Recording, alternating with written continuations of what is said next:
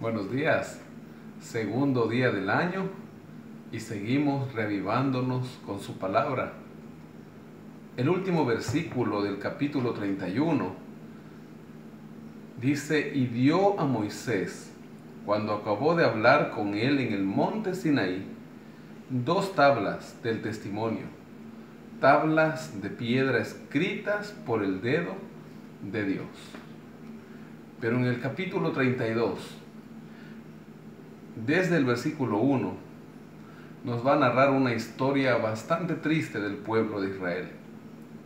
Y dice que al ver el pueblo que Moisés tardaba en descender del monte, se acercaron a Aarón y le dijeron: levántate, haznos dioses que vayan delante de nosotros, porque a Moisés, este hombre que nos sacó de la tierra de Egipto, no sabemos qué le haya acontecido.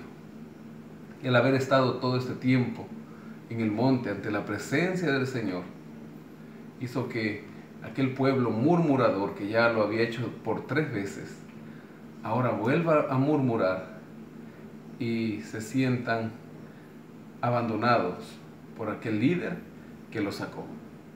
Entonces Aarón, que era quien estaba a cargo del pueblo, les ordena en el versículo 2: quitad los zarcillos de oro que están en sus orejas, en las de vuestras mujeres, de vuestros hijos y de vuestras hijas, y tráiganmelos.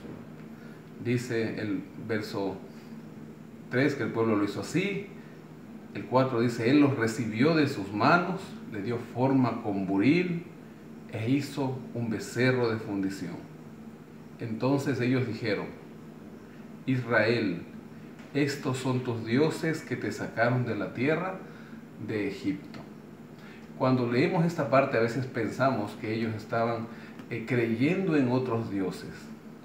Realmente, cuando uno dice el nombre de Dios en hebreo, Elohim, es un plural.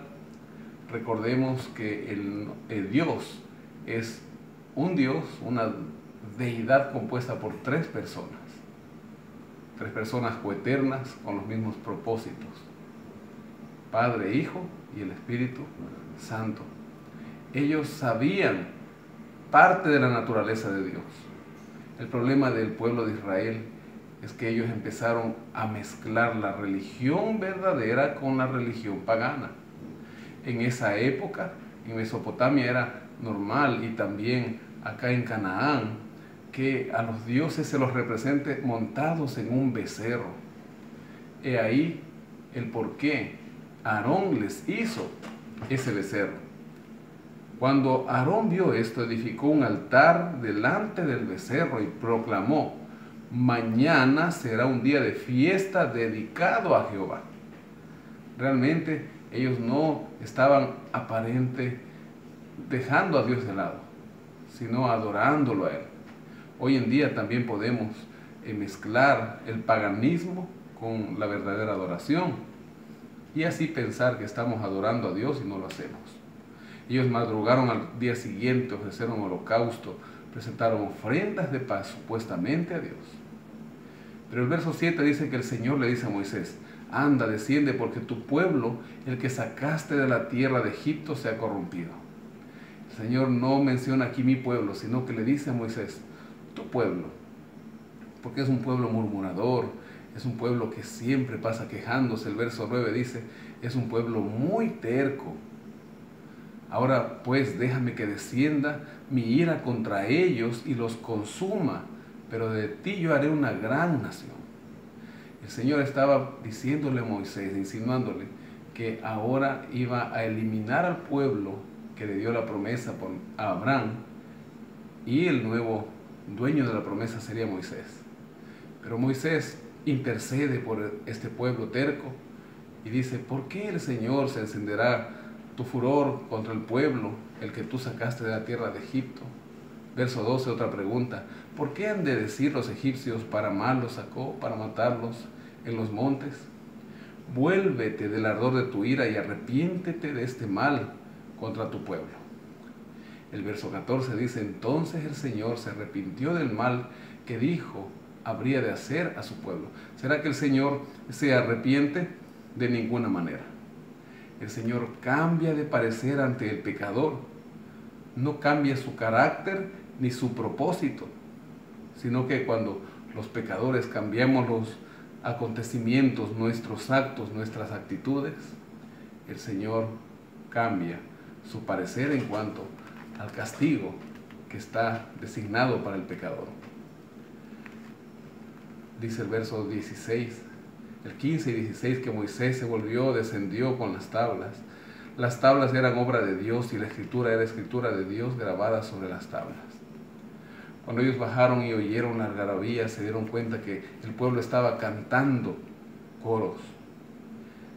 El verso 19 dice que Moisés se enfureció, arrojó de sus manos las tablas y las quebró al pie del monte, en señal que el pueblo había roto el pacto con Dios. Verso 22, cuando le preguntó a Aarón, Aarón respondió: no se enoje mi señor, tú conoces al pueblo, que es un pueblo inclinado al mal. Me dijeron: haznos dioses. Yo les pedí los zarcillos. Y Aarón aquí dice una excusa bastante absurda. Salió este becerro. Antes leíamos que él formó el becerro. Al ver Moisés que el pueblo estaba desenfrenado, dice que él destruyó el becerro, lo hizo polvo, lo puso también en el agua, hizo que ellos beban de esa agua, y luego poniéndose a la puerta del campamento, que era el lugar, según la cultura israelita, donde se emitía juicio, él pidió: los que estén por el Señor, únanse a mí.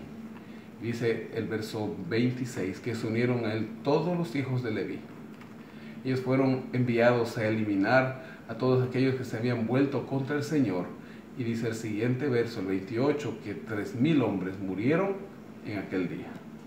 Moisés volvió a subir ante la presencia del Señor y le dijo en el verso 31, puesto que este pueblo ha cometido un gran pecado al hacerse dioses de oro, te ruego que perdones ahora su pecado, y si no, bórrame del libro que has escrito.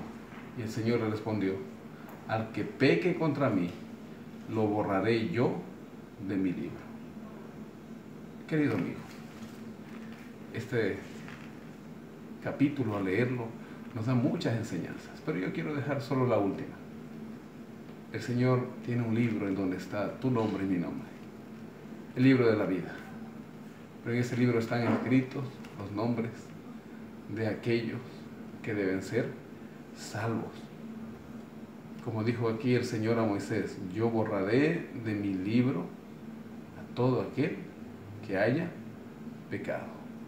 Este año tenemos la oportunidad de comenzar con el Señor y caminar con Él.